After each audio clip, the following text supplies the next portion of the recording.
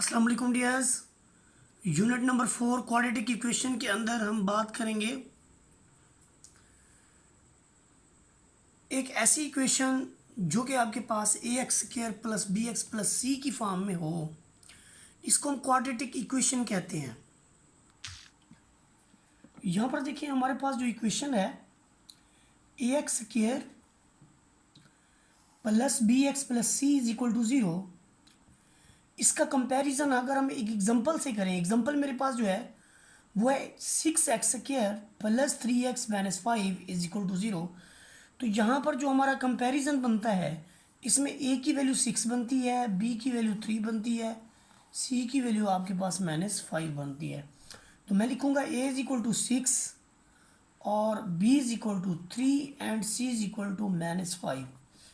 इसके अंदर अगर कोई मुझसे ये पूछे कि ये जो ए बी और सी हैं, अगर मैं ये कहूँ कि ए बी और सी, तो ये मेरे पास आर्बिट्रेरी कांस्टेंट्स हैं।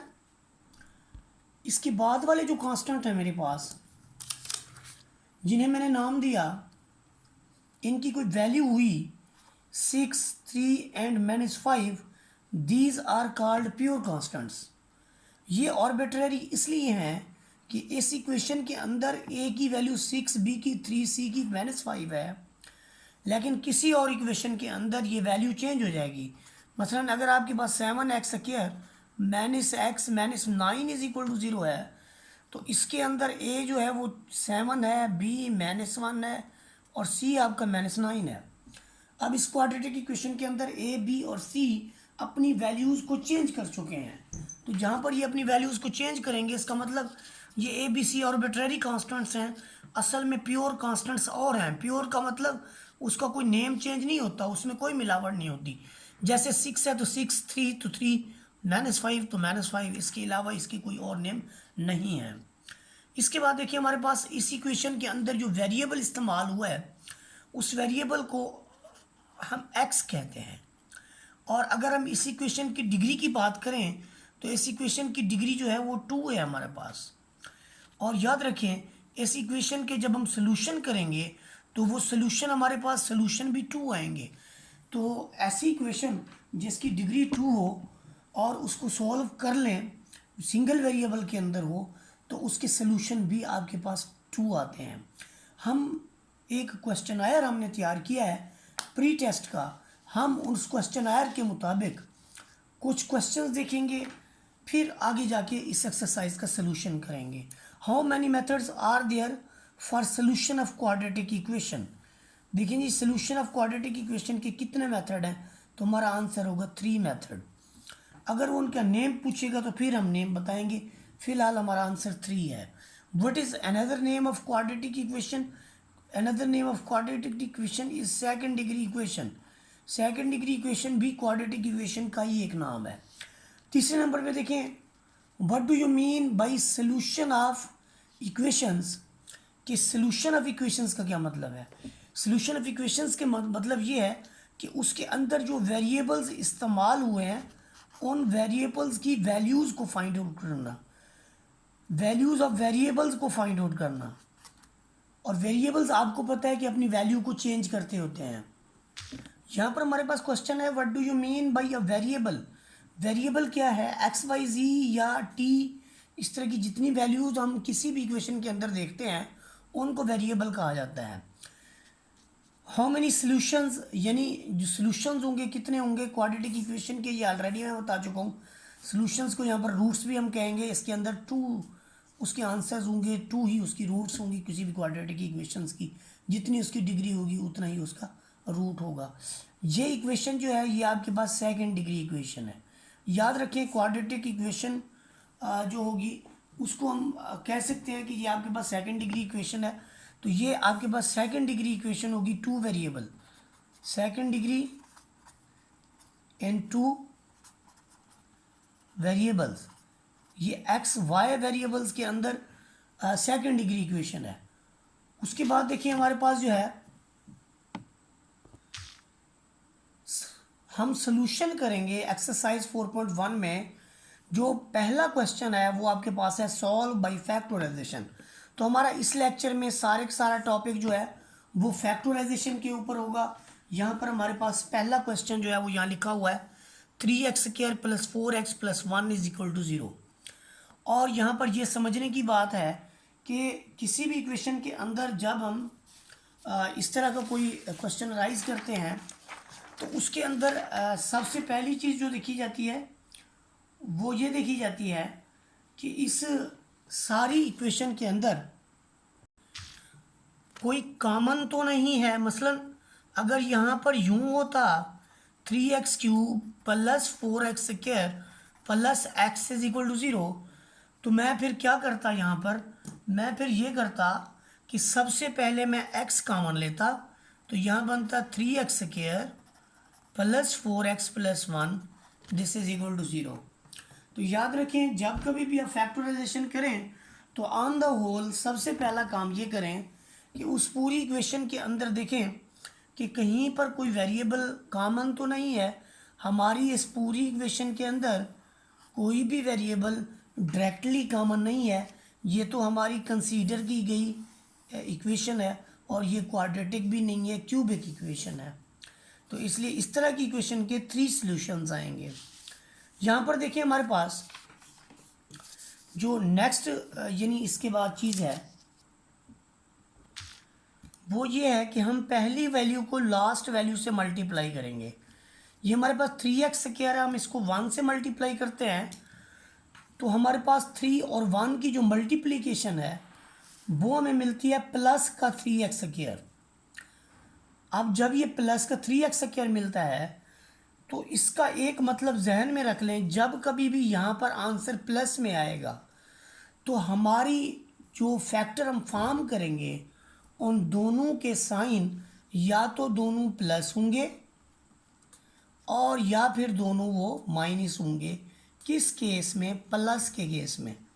ये वाला दो जोड़े जो हम बनाएंगे उनमें दोनों के साइन या तो प्लस रखेंगे या फिर दोनों को हम माइनस रखेंगे और ये हम डिसाइड करेंगे इस दरमियान वाली वैल्यू के साइन को देख के कि दरमियान वैल्यू का साइन अगर चाहे प्लस है तो फिर हम दोनों वैल्यूज़ को प्लस देंगे।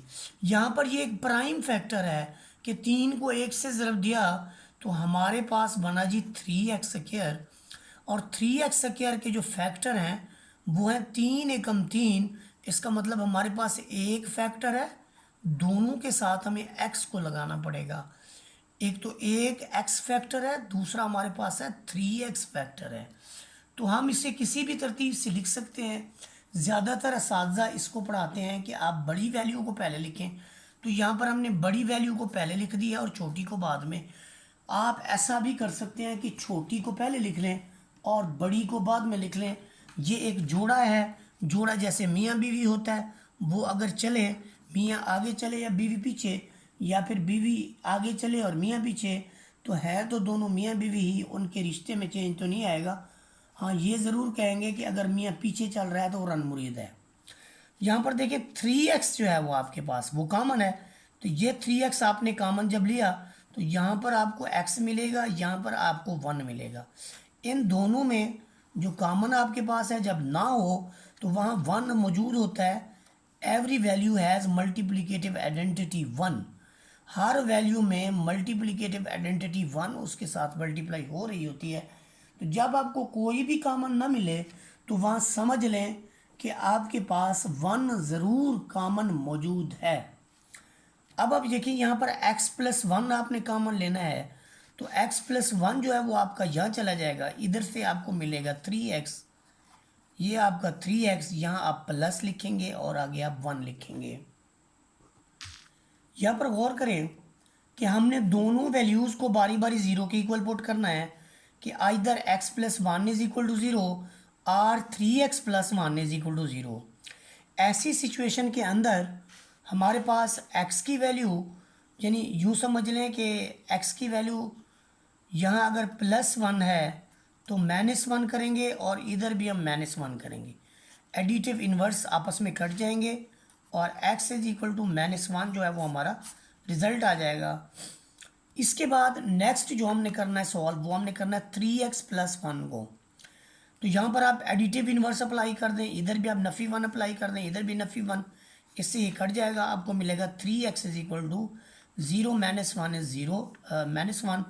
अब इसके बाद आप क्या करेंगे कि 3x को 3 पे डिवाइड करेंगे तो 3 से 3 कट जाएगा और आपको मिलेगा x इज इक्वल टू -1/3।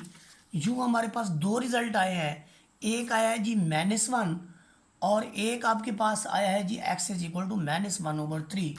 तो जब हम सोल्यूशन सेट की बात करेंगे तो हम इसको सोल्यूशन सेट की फॉर्म में कुछ इस तरह से लिखेंगे कि आप -1 और -1/3, या अगर आपके माइंड में ये आता है कि हम इसको किस तरतीब में लिखें, तो सेटों के अंदर एलिमेंट्स को आप किसी भी तरतीब से लिख सकते हैं। आप इनमें से कोई भी वैल्यू पहले और दूसरी जो है वो बाद में लिख सकते हैं।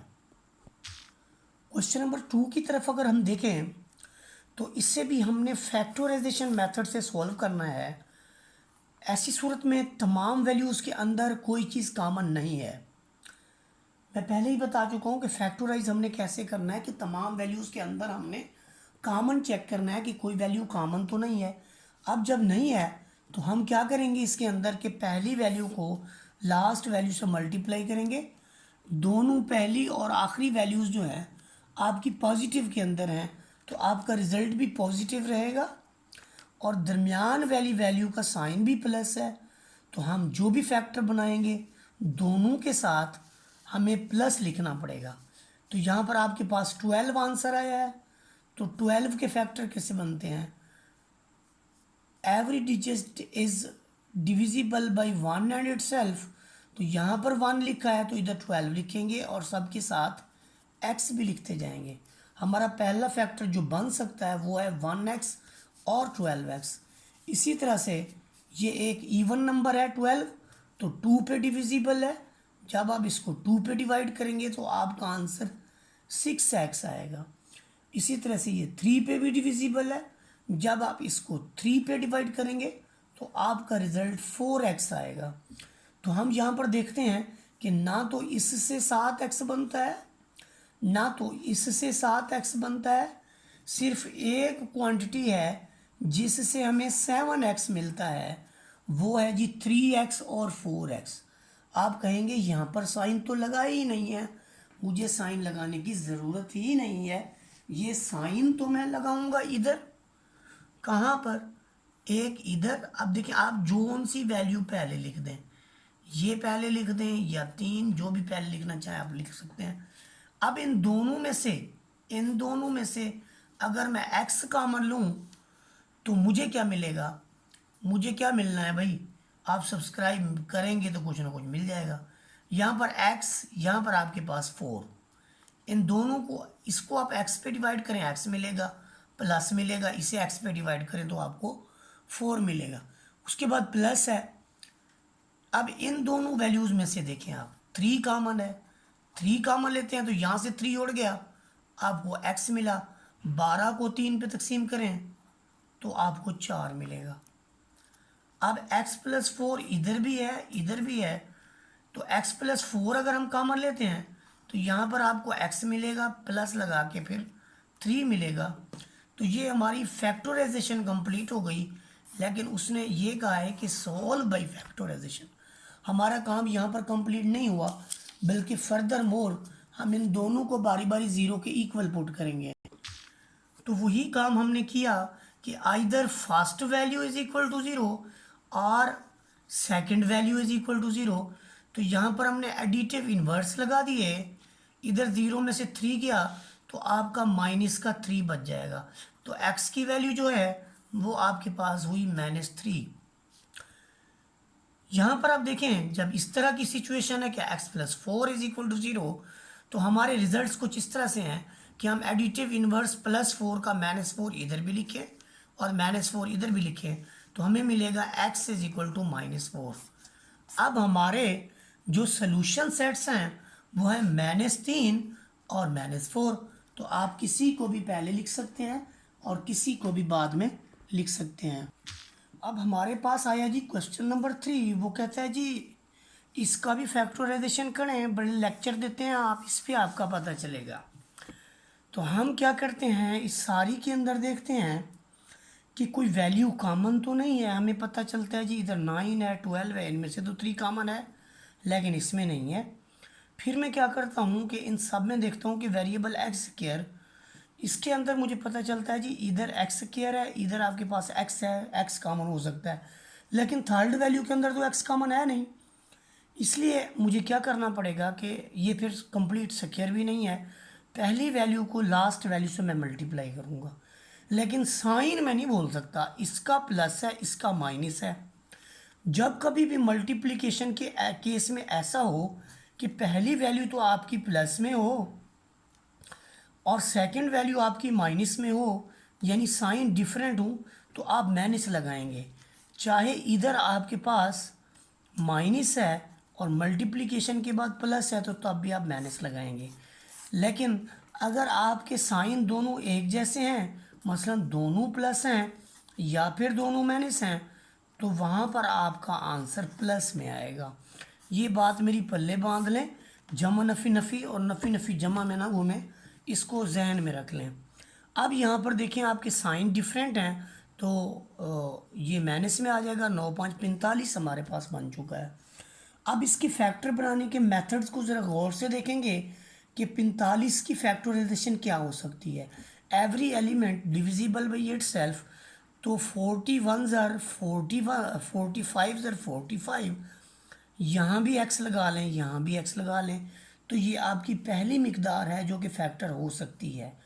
एक के बाद चूँकि ये इवन है इसलिए दो पे नहीं होता, तो दो के बाद मैं इसको तीन के लिए देख रहा हूँ, और 15 3 45 यानी 15 3 ज़र, तो इसके साथ भी एक्स लगा दिया मैंने और इसके साथ भी। 3 के बाद मैंने 4 के लिए देखना नहीं है, जो डिजिट 2 पर नहीं होता वो भला 4 पर कैसे हो सकता है। तो फिर इसके बाद मैं इसको 5 के लिए देखूंगा और यहाँ पर एक एक्स 5 एक्स पे डिवाइड करता हूँ, तो मुझे 45 एक्स स्क्वायर जो है इसका एक आंसर मिलता है। 5 एक्स पे अगर मैं करूँ तो मुझे मिलता है जी 9 एक्स। तो आप देखें इन सब फैक्टर्स में से हमने कौन सा फैक्टर लगाना है और क्या करना है। देखिए मल्टीप्लिकेशन के बाद चूंकि रिजल्ट्स में साइन माइनस आया है, तो आप जो भी फैक्टर सिलेक्ट करेंगे उस फैक्टर के साइन डिफरेंट होंगे, यानी एक का प्लस होगा और दूसरे का माइनस होगा। यहाँ पर आपके पास ये फैसला यहाँ से हमने करना है कि फैक्टर कौन सा होना चाहिए। देखिए 45 और 1 से तो ये नहीं आता, इसलिए ये क्रॉस कर दें आप। उसके बाद देखिए आपका 5 और 9 से 14 बनता है, या फिर 9 में से 5 निकालें तो 4 बनता है। सिर्फ ये क्वांटिटी है कि जो आपकी सिलेक्ट होगी, क्योंकि 15 में से 3 जाए तो आपका 12 बनता है, लेकिन 12 भी तो आपने माइनस में दिखाना है। तो जब आपने यहाँ माइनस में दिखाना है तो बड़ी क्वांटिटी को आप वही साइन दे दें जो यहाँ पर मौजूद है।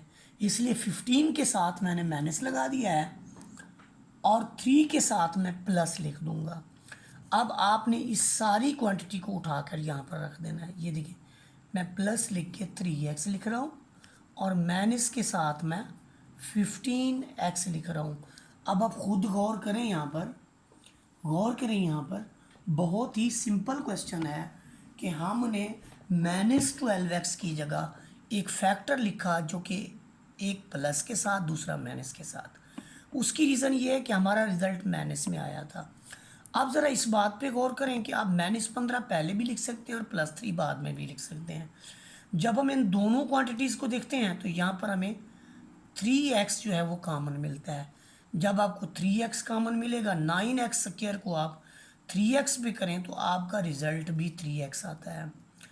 और अगली वैल्यू आपके पास यही है जो आपने कॉमन ली है, तो उसी वैल्यू को उस पर डिवाइड करेंगे, प्लस का 1 मिलेगा।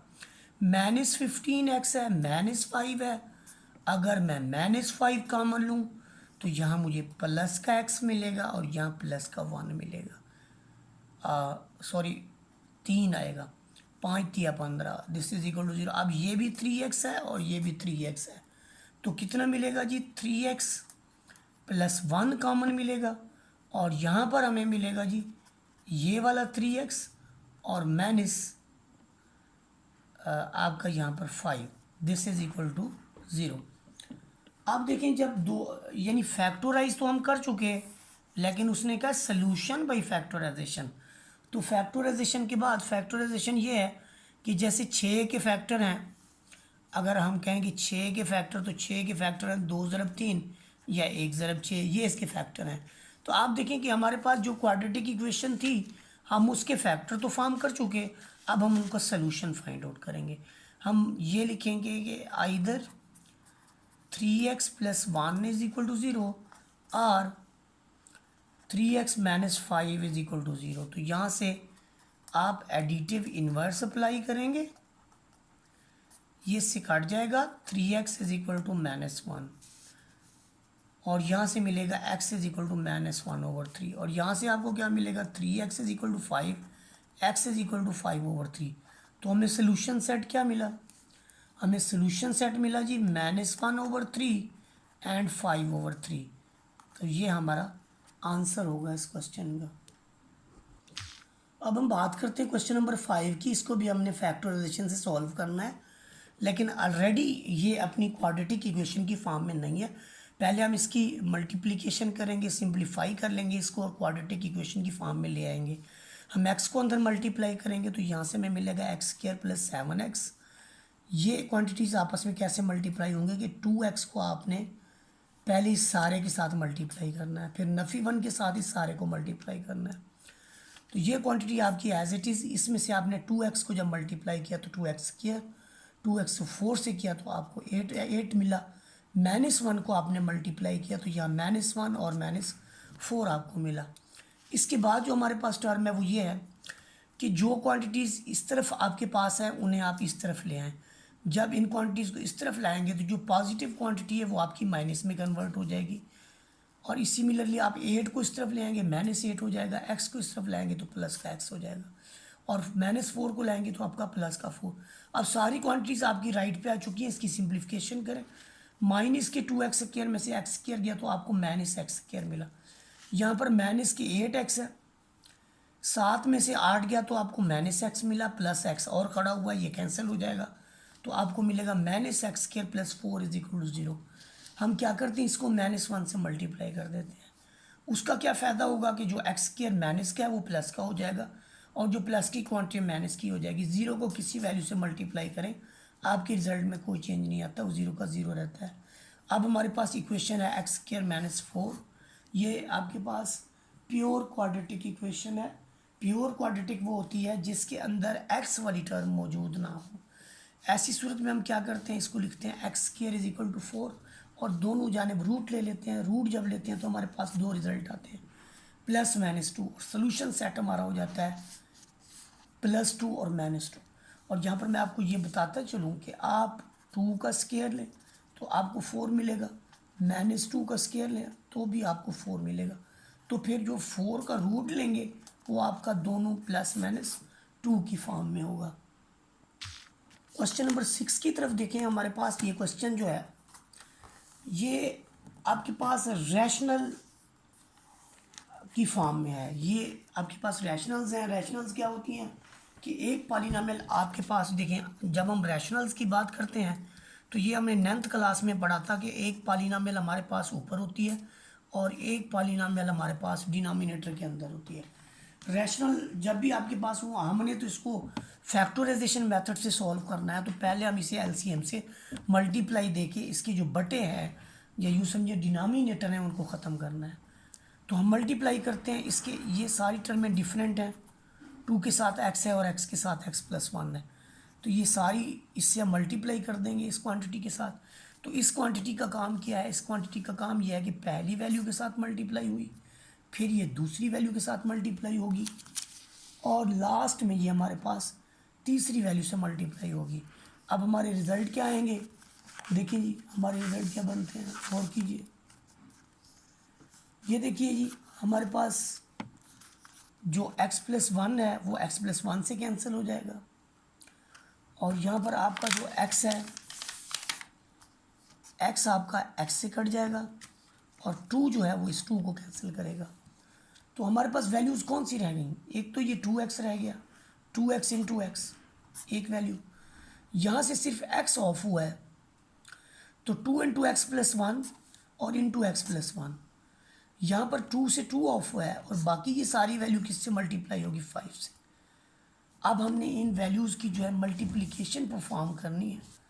2x को x से मल्टीप्लाई करें तो हमें 2x स्क्वायर मिलता है। इन दोनों को पहले आप मल्टीप्लाई कर लें, लेकिन ये दोनों एक जैसी वैल्यूज़ हैं तो इनका स्क्वायर हो गया, तो हमने x+1 का स्क्वायर खोल लिया। इसमें 5x को अंदर हमने मल्टीप्लाई किया तो हमें रिजल्ट मिला 5x स्क्वायर, और यहाँ पर आप प्लस 5x लिख लें।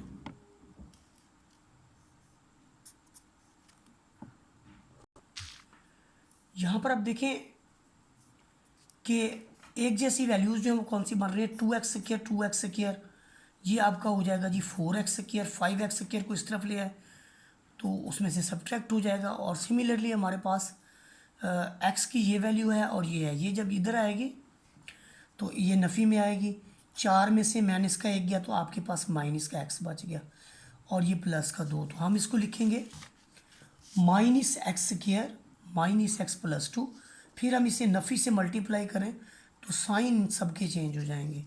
अब हमारे पास ये एक क्वाड्रेटिक इक्वेशन की फॉर्म में आ चुकी है और हमने इस क्वाड्रेटिक इक्वेशन की फैक्टराइजेशन करनी है। तो ऐसी सूरत में हम क्या करेंगे कि पहली वैल्यू को लास्ट से मल्टीप्लाई करेंगे, -2x स्क्वायर बनेगा।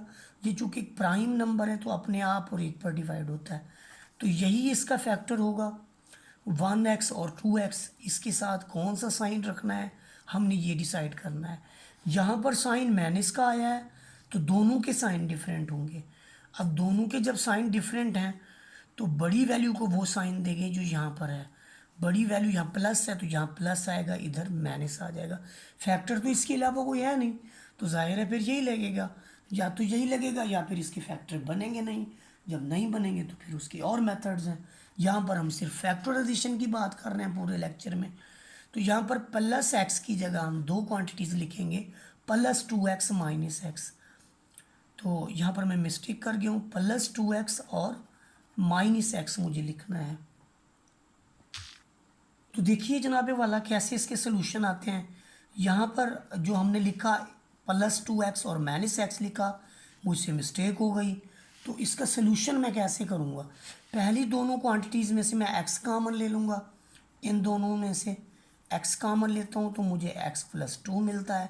अगली दोनों वैल्यूज़ में माइनस है तो -1 कामन लेता हूँ तो x+2 मिलता है। This is equal to 0। इन दो क्वांटिटीज़ के रिजल्ट एक जैसे आने चाहिए। अब मैं यही कामन ले लूँगा, x+2 जब मैं कामन लेता हूँ तो यहाँ मुझे मिलता है x-1 and this is equal to 0। अब या तो हमारे पास जो पहली क्वांटिटी है वो 0 है, या फिर आप कहिए कि x-1 इज इक्वल टू 0 है। यहाँ से आपको मिलेगा x इज इक्वल टू -2 और यहाँ से मिलेगा x इज इक्वल टू +1, और आप यहाँ पर सोल्यूशन सेट के अंदर लिख देंगे -2 +1, और ये हमारा क्वेश्चन नंबर 6 कंप्लीट हो गया। और ये जी यहाँ पर हमारे पास क्वेश्चन नंबर 7 है। 7 के अंदर भी हमारे पास रैशनल फ्रैक्शंस हैं, ये रैशनल है, ये रैशनल है, ये रैशनल है। हमने सबसे पहले ये काम करना है कि इनके जो डिनोमिनेटर है इनको ऑफ करना है। तो ज़ाहिर है ये डिफरेंट टर्म है, इन तमाम की मल्टीप्लिकेशन जो है वो एज एन एलसीएम आएगा। तो इन तमाम के एलसीएम से हम इन सब बारी बारी इन सब वैल्यूज़ को मल्टीप्लाई करेंगे।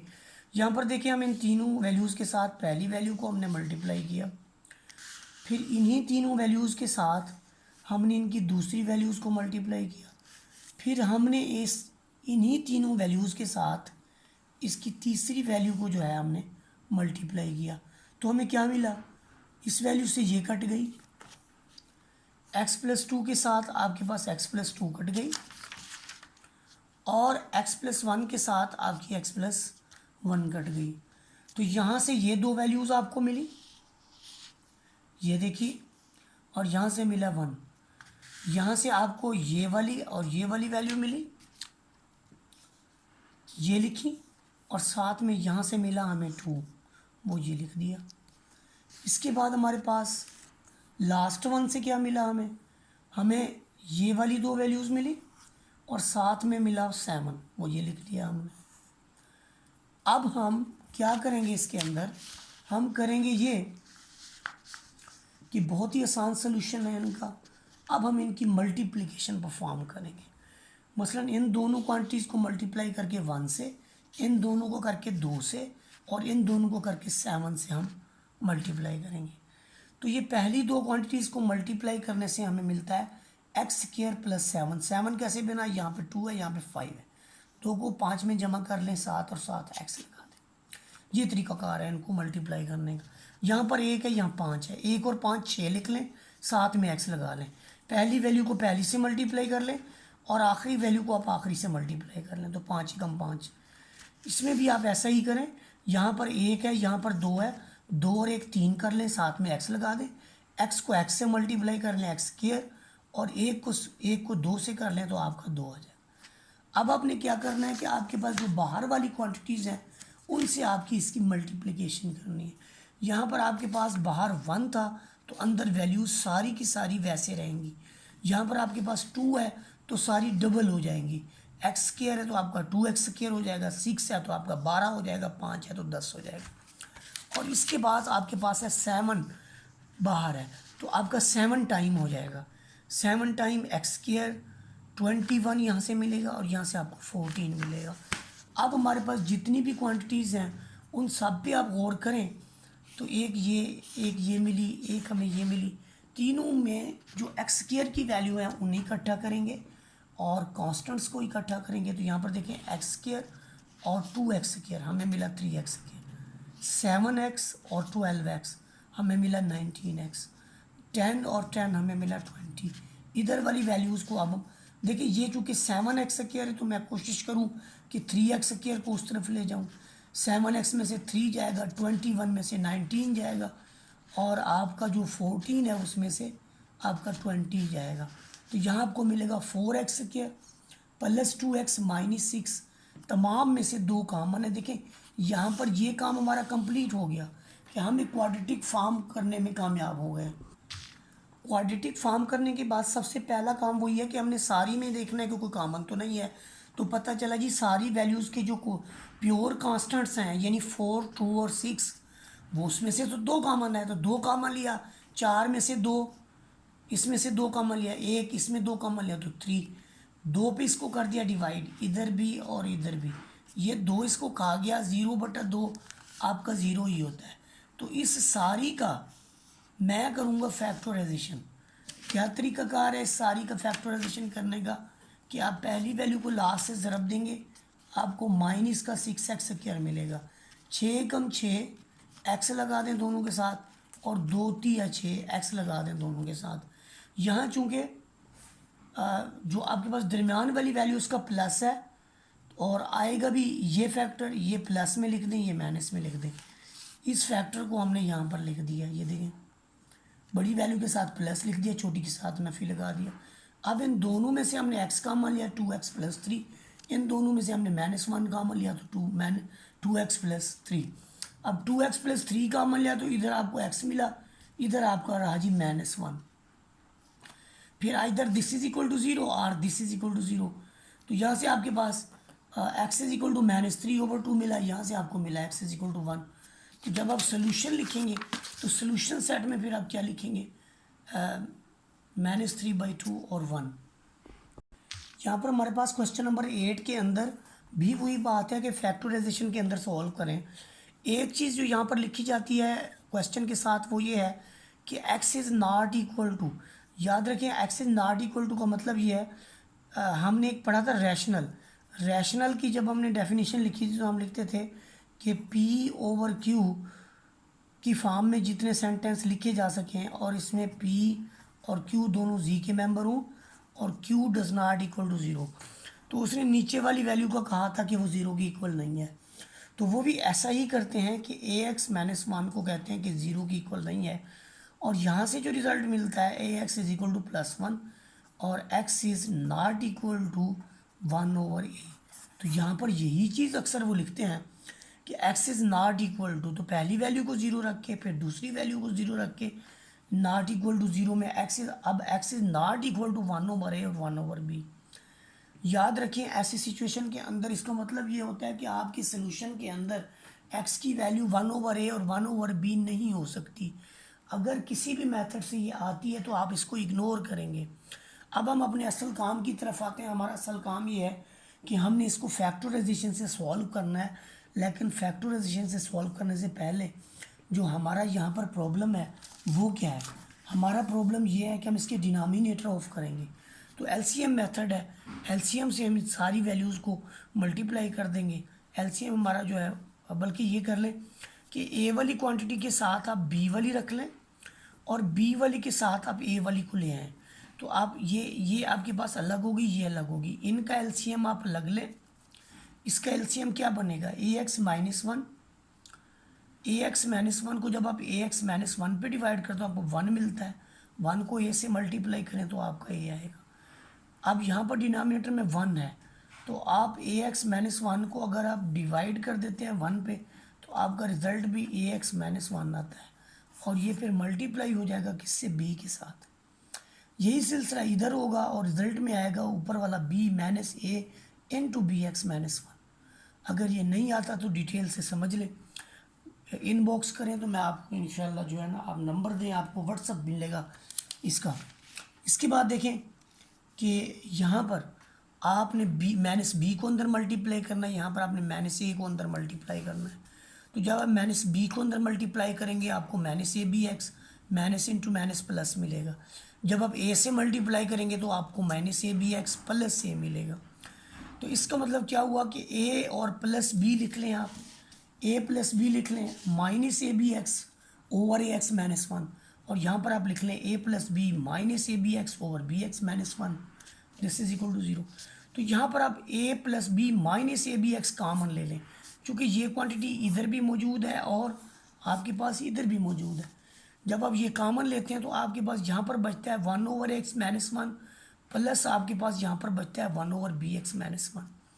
ऐसी सिचुएशन में आप पहली वैल्यू को या तो ज़ीरो पुट कर दें, यहाँ पर वैसे उन्होंने एलसीएम लिया, ये रिज़ल्ट बना लिया, उसके बाद इन तमाम वैल्यूज़ में क्या किया कि वन को अंदर मल्टीप्लाई किया, इधर भी वन को अंदर मल्टीप्लाई कर दिया, ये आपको मिला वन। वन कोई चेंज नहीं लाता, प्लस का वन, वैसे की वैसी वैल्यूज़ आ जाएंगी।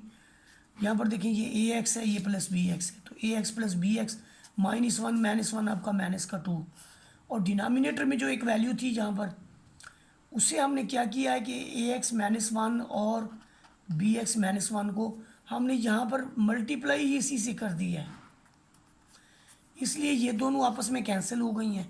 जो हमने इधर मल्टीप्लिकेशन की है वो हमने इधर भी कर दी है, ए X minus one B X minus one, लेकिन ज़ीरो से मल्टीप्लाई होने से वो सारे का सारा ज़ीरो हो गया।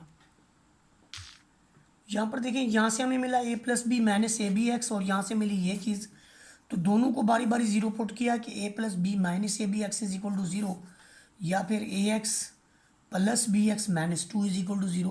तो यहाँ से मिला A B X is equal to A plus B and X is equal to A plus B over A B, और यहाँ से मिला A plus B and two X minus two, यहाँ से नफ़ी टू को इस तरफ ले जाएँ तो प्लस टू।